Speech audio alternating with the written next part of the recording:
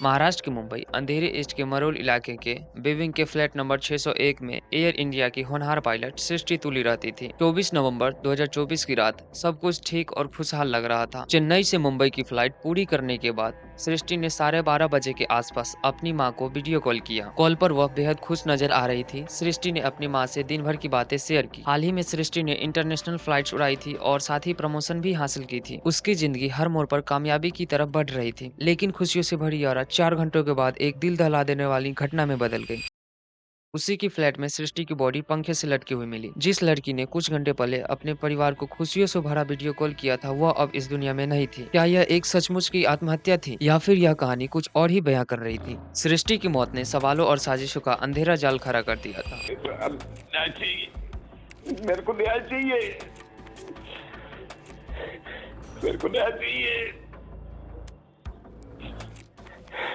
मेरी बेटी सुसाइड नहीं कर सकती है। सृष्टि की फैमिली गोरखपुर से है और यहीं से सृष्टि ने अपनी पढ़ाई पूरी की और वो गोरखपुर की पहली फीमेल पायलट बनी थी, जिस पर सृष्टि को यूथ आइकन का अवार्ड भी मिला था। एक साल पहले अपनी जॉब की वजह से सृष्टि मुंबई शिफ्ट हो गई थी और यहाँ पर कनकिया रेन फॉरेस्ट में रहती थी। और सृष्टि की बिल्डिंग में उसके साथ काम करने वाले 3-4 पायलट्स भी रहते थे, जो कि उसके फ्रेंड्स भी थे। सृष्टि की फैमिली बताती है कि सृष्टि बचपन से एक ब्रेव चाइल्ड थी और बचपन में टीवी पर उड़ान सीरियल देखते हुए उसने पायलट बनने का सपना देखा। बड़ी होकर सृष्टि ने कमर्शियल पायलट का लाइसेंस लिया, जिसकी ट्रेनिंग दिल्ली के द्वारका से ली और ट्रेनिंग के दौरान सृष्टि के कई फ्रेंड्स बने, जिसमें से एक फ्रेंड था आदित्य पंडित। वह भी ट्रेनिंग कर रहा था, पर जब एग्जाम्स हुए तो सृष्टि ने अपना एग्जाम क्लियर कर लिया, लेकिन आदित्य अपना एग्जाम क्लियर नहीं कर पाया। जिसके बाद सृष्टि ने अपने कैरियर की शुरुआत को पायलट के तौर पर की, लेकिन सृष्टि की बेहतरीन परफॉर्मेंस से प्रमोशन और इंटरनेशनल फ्लाइट्स की रिस्पॉन्सिबिलिटी काफी जल्द ही मिल गई थी। आदित्य एग्जाम में कई बार फेल हुआ, जिसकी वजह से उसने पुराने कारों की खरीद बिक्री शुरू की। इसके बाद भी सृष्टि अपनी दोस्ती बरकरार रखी। धीरे धीरे यह दोस्ती रिलेशनशिप में बदल गई। आदित्य फरीदाबाद में रहता था और सृष्टि मुंबई में, जिसके बाद आदित्य सृष्टि से मिलने के लिए मुंबई अक्सर जाया करता था और आदित्य सृष्टि के फ्लैट में कई बार रुककर भी जाया करता था। 24 नवंबर की रात आदित्य सृष्टि के साथ था। जब सृष्टि अपनी माँ से वीडियो कॉल पर बात कर रही थी, तब आदित्य उसके पास ही मौजूद था। वह रात को 1:30 बजे के आसपास दिल्ली के लिए निकल गया, जो कि सीसीटीवी कैमरे में साफ साफ दिखाई दिया। जिसके बाद सृष्टि परेशान होकर आदित्य को कई कॉल्स किए और तब तक उन दोनों के बीच लगभग 11 कॉल हो चुकी थी। आदित्य का कहना है कि सृष्टि आदित्य को मरने की धमकी दी थी। सृष्टि बोली थी कि अगर तुम वापस नहीं आए तो मैं अपने साथ कुछ गलत कर लूंगी। आदित्य का कहना है, जब सृष्टि यह धमकी दी तब तक मैं 25 किलोमीटर दूर आ चुका था। सृष्टि की यह बात सुनकर उसने अपनी गाड़ी को यूटर्न लिया, लेकिन सृष्टि के पास लगभग 4 बजे तक पहुंचा। जब आदित्य फ्लैट पर पहुंचा तो दरवाजा अंदर से बंद था। वह तुरंत ही अपनी और सृष्टि की कॉमन फ्रेंड उर्वी के पास गया, जो फ्लैट से 3 किलोमीटर दूर रहती थी। दोनों ने मिलकर एक चाबी वाले को बुलाया और सृष्टि के फ्लैट का लॉक तोड़वाकर चाबी वाले को जाने को कहा। आदित्य ने कहा कि वह सृष्टि के फ्लैट का दरवाजा लगभग 1 घंटे तक खटखटाता रहा, लेकिन सृष्टि ने दरवाजा नहीं खोली। तब उसने यह स्टेप लिया, अगर कोई 1 घंटे तक दरवाजा नहीं खोलता तो इंसान के मन में सबसे पहले यही सवाल आता है कि अंदर कुछ अनहोनी तो नहीं हो गया। ऐसे वक्त में हर सेकंड अहम होता है। आमतौर पर लोग पड़ोसियों को बुलाकर मदद मांगते हैं या फिर दरवाजा को तोड़ने की कोशिश करते हैं, लेकिन आदित्य न तो यहाँ पड़ोसियों को बुलाया और ना ही मदद मांगी। उल्टा 3 किलोमीटर दूर से फ्रेंड और फिर चाबी वाले को बुलाना सही समझा। क्या ऐसे सिचुएशन में यह फैसला अजीब नहीं था? और हैरानी की बात, पड़ोसियों की इस घटना की खबर तक नहीं थी। सृष्टि ने जो कुछ भी किया वह अपने बेडरूम में नहीं बल्कि लिविंग रूम में किया, जो दरवाजा खुलते ही दिख जाता है। लेकिन चाबी वाले ने ताला तोड़ा और अपनी बैग रखा होगा, फिर भी आदित्य और उर्वी इतनी देरी क्यों की? चाबी वाले के मुताबिक जब वह मुड़कर चला गया तो उसने ना कोई शोर या ना कोई चीखें सुनी। आदित्य ने सृष्टि की फैमिली को बताया कि चाबी वाले के जाने पर उसने दरवाजा खोला और सृष्टि की बॉडी डेटा केबल से लटकी हुई देखी। लेकिन सवाल यह उठता है कि आदित्य सच में इनोसेंट था तो क्यों उसने दरवाजा खुलने में देरी की? और जब उसके पास उसकी फ्रेंड उर्वी थी तब उसने सृष्टि की फोटो क्यों नहीं लिया? फिर दोनों ने उसकी बॉडी उतारने का फैसला किया, लेकिन बिना उसकी फोटो लिए। उन दोनों ने एक कागज काटने वाली कैंची से डेटा केबल को काट दिया और सृष्टि की बॉडी को एक 7 हिल्स नाम के हॉस्पिटल में ले गए। सृष्टि के फ्रेंड्स पास के फ्लैट में रहते हुए भी आदित्य ने उनकी मदद क्यों नहीं ली? हॉस्पिटल पहुंचते ही सृष्टि को मृत घोषित कर दिया गया। उसके बाद उर्वी ने सृष्टि के कजिन को कॉल करके सारी जानकारी दी। राशि ने यह सब अपने पिता यानी कि सृष्टि के अंकल को बताया। जब यह खबर सृष्टि के अंकल को मिला तो उन्हें यकीन नहीं हुआ। उन्होंने अपनी बेटी राशि से उर्वी का नंबर मांगा और उसे कॉल किया। जैसा कि सृष्टि के अंकल ने कहा, उर्वी ने कॉल पर 30 सेकंड के लिए कुछ भी नहीं बोली और अचानक कॉल आदित्य को दे दिया। फिर आदित्य ने कॉल पर अंकल से कहा, अंकल मैं सृष्टि का दोस्त बोल रहा हूँ। हमने सृष्टि को 100 से 150 बार कॉल किया लेकिन कोई जवाब नहीं मिला। उसके बाद हम सृष्टि के फ्लैट पर पहुंचे। जब दरवाजा नहीं खुला तो हमने चाबी वाले को बुलवाकर गेट का ताला खुलवाया। जब दरवाजा खुला तो हमें सृष्टि की बॉडी पंखे से लटकी हुई मिली। जब सृष्टि के अंकल ने पूछा, क्या तुमने सृष्टि का पल्स चेक किया? इस पर आदित्य कुछ नहीं कहा और कॉल अचानक कट कर दिया। फिर जब डॉक्टर ने आधार कार्ड मांगने के लिए सृष्टि के अंकल को कॉल किया तो सृष्टि के अंकल ने पूछा, क्या आपने पुलिस को इन्फॉर्म किया? तो उन लोगों का जवाब था नहीं। तो सृष्टि के अंकल ने कहा, पहले पुलिस को इन्फॉर्म करो। तब जाके सुबह के 7 से 7:30 बजे के आसपास इन लोगों ने पुलिस को इन्फॉर्म किया। सृष्टि के भाई बहन जैसे ही मुंबई पहुंचे, वहां राशि ने आदित्य से सृष्टि का फोन मांगा और पासवर्ड की मांग की, लेकिन आदित्य ने यह कहकर टाल दिया कि उसे पासवर्ड नहीं पता। लेकिन जब पुलिस ने आदित्य को कस्टडी में लिया तो उसने पुलिस को सारे पासवर्ड दे दिए। इससे यह साफ हो गया कि उसे पासवर्ड पता था।